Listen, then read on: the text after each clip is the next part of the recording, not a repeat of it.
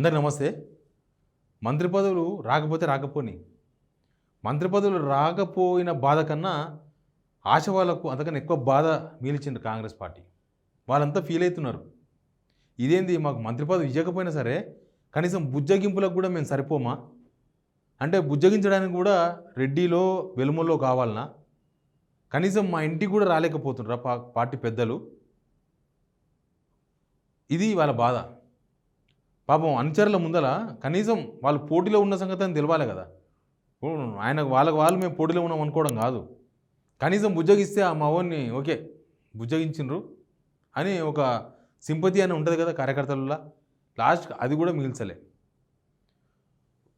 ఈ మంత్రివర్గ మొన్న ముగ్గురు కొత్తలకు ఇచ్చిన తర్వాత పదవులు దక్కనోళ్ళు ఉన్నారు కదా, దక్కనోళ్ళ ఇంటింటికి పోయి పరామర్శించారు. శ్రీధర్ బాబు, లేకపోతే మీనాక్షి నటరాజన్ గారు, ఇంకా కొంతమంది అక్కడ, కొంతమంది ఇక్కడ పోయి వాళ్ళని కలిసి మాట్లాడి మీకు నెక్స్ట్ టైం ఖచ్చితంగా అవకాశం వస్తుందని. కొంతమంది పోటీలో ఉన్నారు, మాకు ఖచ్చితంగా వస్తుందని ఉన్నారు, వాళ్ళకి రాలేదు, కానీ వాళ్ళని పట్టించుకోలేదు. నా వెనుక పెద్ద లిస్ట్ ఉంది, అది చూపిస్తా. అంతకన్నా ముందు సబ్స్క్రైబ్ చేసుకోవడం మాత్రం మర్చిపోవద్దు. ఇక్కడ చూస్తే కోమటిరెడ్డి రాజగోపాల్ రెడ్డి ఇంటికి పోయినారు అందరూ.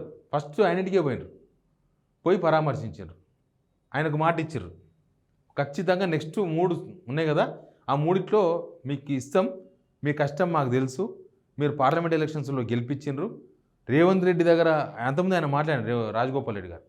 రేవంత్ రెడ్డి ఆయన కాన్స్టిట్యూన్సీ ఉన్న మామనారు కూడా గెలవలేదు, కానీ భువనగిరి నేను డబ్బులు పెట్టి గెలిపించుకున్నా, భువనగిరి నేనే దగ్గర గెలిపించుకున్నా. నిజానికి కూడా అదే జరిగింది. భువనగిరిలో చామల కిరణ్ కుమార్ రెడ్డి అంటే పెద్ద ఫిగర్ ఏం కాదు, ఆయన ఎవరికేం తెలియదు. ఇప్పుడు కూడా ఇంకా చాలామందికి లేడు అంత స్మార్ట్ లీడర్, మాస్ లీడర్ కాదు, స్మార్ట్ లీడర్. ఆయన ఓటు వేయాలంటే ఎవరు వేయాలి? ఆడ ఇన్ఛార్జి రాజగోపాల్ రెడ్డి. రేవంత్ రెడ్డి రాజగోపాల్ రెడ్డి ఇంటికి పోయి రాజగోపాల్ రెడ్డిని కలిసి నువ్వు పోయి ఆడ గెలిపి నేను మంత్రి పదవి ఇప్పిస్తా అంటే ఆయన పోయి పనిచేసిండు, మంత్రి పదవి ఇవ్వాలి ఆయన. ఇక వాళ్ళ అనుచరులు అయితే రాజగోపాల్ రెడ్డి మోసం చేసింది కాంగ్రెస్ పార్టీ అంటున్నారు. 3 సార్లు మోసం చేసిన రాజగోపాల్ రెడ్డి అంటున్నారు, ఒకసారి కాదు. రాజగోపాల్ రెడ్డి 3 సార్లు మోసం చేసిండ్రు, ఇది 3వ మోసం చేయడం అంటున్నారు. సరే, రాజగోపాల్ రెడ్డి ఇంటికి మీనాక్షి నటరాజన్ అందరూ పోయి బుజ్జగించి కలిసి 1-2 సార్లు ఆయన ఫోన్ కలవకపోయినా వాళ్ళ పిఎన్ పట్టుకొని వాళ్ళని పట్టుకొని వీళ్ళని పట్టుకొని కలిసి మాట్లాడి మీరు కొద్దిగా ప్రశాంతంగా ఉండండి, నెక్స్ట్ 3 పదవుల్లో మీకు పదవి ఇస్తామని చెప్పి నచ్చ చెప్పారు, బుజ్జగించారు. తర్వాత సుదర్శన్ రెడ్డి దగ్గర నిజామాబాద్, ఆయనకు నెక్స్ట్ వస్తుందో రాదో తెలియదు, ఎందుకంటే ఉన్నాయే 3 పదవులు కాబట్టి రెడ్డిస్లో ఒక్కటే వస్తుంది, అది కోమటిరెడ్డి రాజగోపాల్కి ఇస్తామని వీళ్ళు చెప్పారంట. కాబట్టి సుదర్శన్ రెడ్డికి ఇంకా పర్మనెంట్గా రాదంటున్నారు. ఆ వయసులో ఆయన చాలా బాధతో ఉన్నాడు. ఆయన ఏకంగా వాళ్ళ అనుచరులు, అంటే ఆయన తెలియకుండా ఏం చేయలేదు, బోధన బంధు కూడా పిలిపించారు, ఆయన కూడా బుజ్జగించారు పోయి. తర్వాత ప్రేమ్ సాగర్ ఇంటికి పోయి బుజ్జగించి వచ్చారు, మంచిర్యాల. తర్వాత మల్రెడ్డి రంగారెడ్డి మనం చూసినాం కదా, ఇంటికి పోయి పరామర్శించారు, ఆయన కూడా పరామర్శించారంటే పోయి బుజ్జగించారు. ఇట్లా కాదు అట్లా కాదు, మీరు కాంగ్రెస్ కార్యకర్తలు కాంగ్రెస్ కోసం పనిచేయాలి, ఇంకా 3 ఖాళీగా ఉన్నాయి కదా అని చెప్పారు, ఏదో అయిపోయింది. పాపం వీళ్ళంతా క్యాబినెట్ ఆశించి భంగపడిన వాళ్ళు. ఆది శ్రీనివాస్ వేములవాడ ఎమ్మెల్యే రేవంత్ రెడ్డి మీద ఒక ఈగను కూడా వాళ్ళని ఇవ్వకుండా ఆయన ఎవరైనా విమర్శిస్తే ప్రెస్ మీట్లోకి వచ్చేస్తాడు, ప్రెస్ మీట్ పెట్టి అవతలను విమర్శిస్తాడు, టీవీ డిబేట్లు. అంటే రేవంత్ రెడ్డి మీద ఈగ వాళ్ళని ఇది పక్కా.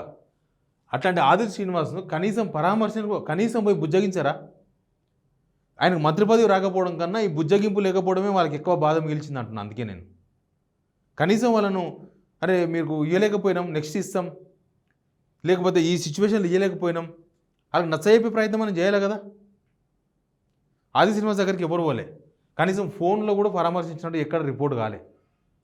తర్వాత బీర్ల ఐలయ్య, ఆయన కూడా నల్గొండకి వెళ్ళి ఉన్నాడు, కుర్వ సామాజిక వర్గం నుంచి ఇయ్యలే, యాదవుల నుంచి ఎవరికి ఇయ్యలే, మాకు ఇయ్యండి అని. ఆయన అయితే ఏకంగా ఆయన తరపున కుర్వ సామాజిక వర్గం వాళ్ళు ఆ సంఘమే ప్రెస్ మీట్ పెట్టింది 2-3 సార్లు. కనీసం ఆయన కూడా పరామర్శించాలి. ఈ నుంచి కొడితే గట్టిగా గుట్టకు 60 కిలోమీటర్లు, మీనాక్షి నటరాజన్ గారు ఎవరెవరో పోతే 60 కిలోమీటర్లు పోనీ ఆయన ఉంటే ఇటుకెళ్ళి హైదరాబాద్లో కూడా ఉంటాడు, ఆయన అట్లా కూడా బుజ్జగించవచ్చు. బుజ్జగించకపోవడం ఏంటంటే ఇక వీళ్ళు అసలు పోటీలో ఉన్నట్టుగా పార్టీ గుర్తిస్తున్నట్టు లెక్క, పార్టీ గుర్తిస్తలేదు. తర్వాత బాలు నాయక్ దేవరకొండ ఎమ్మెల్యే, ఆయన ఎప్పటి నుంచో ఆశ పెట్టుకొని ఉన్నాడు, లంబాడాలకు ఇవ్వలేదు కాబట్టి మాకు పక్కా వస్తుంది, మాకు ఇస్తారు అని. ఆయన డిప్యూటీ స్పీకర్ అన్నారు. డిప్యూటీ స్పీకర్ రామచంద్ర నాయక్ ఇచ్చారు, డోర్కన్ ఎమ్మెల్యే. బాలు నాయక్ అసలు లిస్టులో లేడు. ఆయన కూడా ఒక బుజ్జగింపు. కనీసం వాళ్ళు పోటీలో ఉన్న సంగతి కూడా గుర్తించకపోతే ఎట్లా? ఇచ్చిన కాడికి ఏమి ఇచ్చిర్రు? ఇచ్చిన కాడికి బీసీలలో 5 సామాజిక వర్గానికి ఇచ్చారు, బీసీలలో కూడా మళ్ళీ. లేకపోతే మిగతా వాళ్ళు వదిలేసిండ్రు. ఇంకా మైనార్టీలో షబ్బీర్ అలీ గారు ఇట్లాంటి వాళ్ళు ఉన్నారు, ఓ ఎమ్మెల్సీ, వాళ్ళు కూడా లేదు. వాళ్ళు కూడా ఆశించి అదే విజయశాంతి కూడా ఉన్నారు దీనిలో. విజయశాంతి కూడా మహిళా బీసీ కోటాలో ఉన్నారు ఆమె విజయశాంతి. ఈమెకు కనీసం ఏంటంటే బుజ్జగింపు అనేది వాళ్ళ బాధను కొద్దిగా తగ్గిస్తుంది.